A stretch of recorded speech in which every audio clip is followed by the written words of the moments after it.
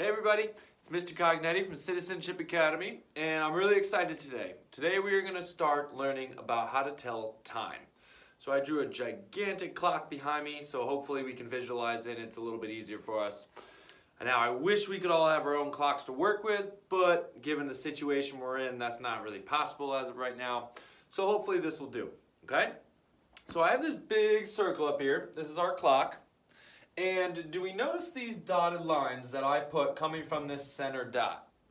Now, I want you to look at these dotted lines and I want you to think, are these shapes that I've created equal sizes? So I have one, imagine line up to there, here. So I have a big kind of triangle thing here. Another one right here. Another one here. And they go all the way around the clock, okay? So, I want you to think, are these equal sizes? Now, again, I'm not perfect at drawing, so they might be a little off, but do they look equal to you? They are equal sizes, okay? Now, I might not have drawn them perfectly, but in a perfect world, these would be equal sizes. So we have one here that is the same size as this shape here. So it's from that number to this one, from here to here. These are equal distances apart, okay? I want you to now count with me to see how many we have on this clock. I'm going to count the outer edge. So I'm going to start here. We're going to start with 0, okay? Even though this says 12, you'll see why. We're going to start with 0, okay? So we're going to count. Ready? Do it with me. 1, 2, 3, 4, 5, 6, 7, 8, 9, 10, 11, 12. So how many equal parts are there to this clock? There are 12. All right, we started up here, went all the way around, ended right there, and we ended on the number 12. So there are 12 equal parts. Now if you notice, I numbered each of them already. So from here to here is 1, there, 2. So these are the numbers we're going to use to help us tell time. Okay, so we have 12 equal parts. All right. Next, what else do we need on a clock to make this to make sure we have everything we need to tell time? Can you think of anything that I'm missing? We need the little arrows or the points. We call those hands. Those are the hands of a clock, okay? We have two different hands. We have a minute hand and we have an hour hand, okay? So one hand, whatever number it points to, we will read for the minutes. The other hand, what number it points to, we'll read for the hours, okay? So a minute hand and an hour hand. Now, our hour hand is shorter, okay? So I'm going to put, instead of drawing a hand each time, I'm going to use my magnets. So I'm going to put an hour hand starting from the center. Both hands start from the center. And our hour hand doesn't quite make it to the edge of the circle. All right, this is the shorter one, our hour hand. It tells us what hour it is. Now, our minute hand is the longer hand. So this hand is going to go all the way up towards the end of the clock. Do you see how this green hand is a lot longer than the red hand right there? So right here we have the hour hand and we have the minute hand. All right? Now, whenever the minute hand is pointing to the 12, so the minute hand, longer hand, hour hand, shorter hand. When the minute hand is pointing to the 12, we don't say 12, we say o'clock, okay? Whenever it's pointing to the 12, we don't say that number, we say o'clock. So say that with me, ready? O'clock. You've heard people say 3 o'clock, 4 o'clock, 5 o'clock, 6 o'clock. That o'clock means that the minute hand is pointing to the 12. The hour hand, what is the hour hand pointing to? Not right here. If you were to draw it longer, what would the hour hand be pointing to? Be pointing to the number 1. Well, the hour hand's easy. We say the number it's pointing to. So if it's pointing to number 1, it is, the hour of the day is 1. So it's 1 o'clock. All right, so this is what 1 o'clock looks like. We have the hour hand pointing to the 1, and the minute hand, which is the longer hand, pointing to the 12. And we don't say 1:12, we say 1 o'clock. Ready? Say that with me. 1 o'clock.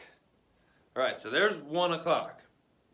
Now, when these hands are going around in a circle, they go like this. So they spin around the circle like this all day. They never stop moving. They both move at the same time. The minute hand just moves a little faster. So this minute hand is going to go all the way around the clock in the same amount of time it takes our hour hand to shift from one number to the next. So for our hour hand to go from the 1 to the 2, this minute hand would go all the way around back up to here. What do you yeah, I know you can't see the 2 very well right here, but there's a 2 right there. Sorry, I can't get rid of that glare in this room. But we imagine this hand went all the way around and the hour hand went from the 1 to the 2. Okay, so now it doesn't say 1 o'clock, it says 2 o'clock. All right? Because the minute hand is still pointing to the 12, or it's back at the 12, so we say o'clock. We don't say the number when we're using our minute hand. Our hour hand, we say the number it's pointing to. Okay? Now, if I were to do this, what number is the hour hand pointing to? The hour hand is the shorter hand, okay? What number is the hour hand pointing to? It is pointing to 3. And then we have our minute hand still going straight up. That's all we're working with today. We're working with o'clock. So what time is this clock showing now? Give you a couple seconds to think about it.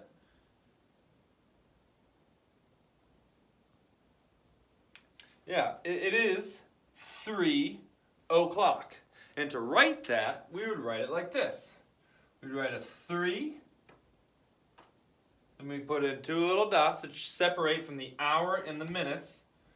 And then we have basically 0 minutes. It's the beginning of 3 o'clock. So it is 3 o'clock. This is what o'clock looks like. We say o'clock when there are 2 zeros. Sometimes a lot of the times you guys see time written like this on a clock. It's called a digital clock. We have those in our classroom. So this says 3 o'clock. That's how we'd write it. And this big clock here says 3 o'clock. All right?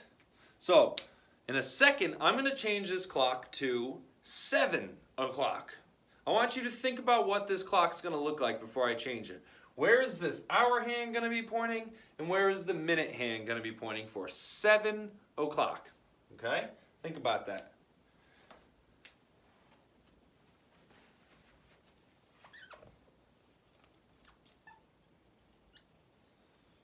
Do you think you know what it's going to look like?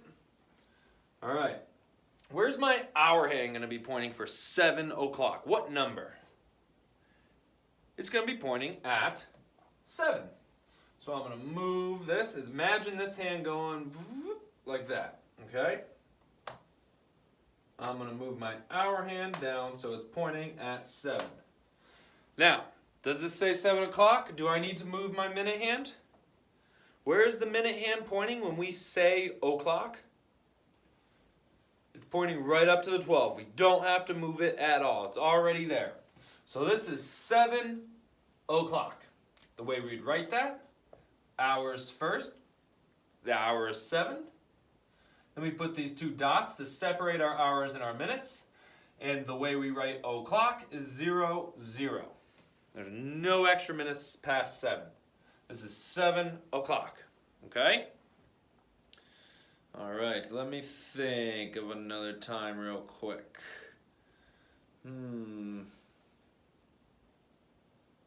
If I'm going to show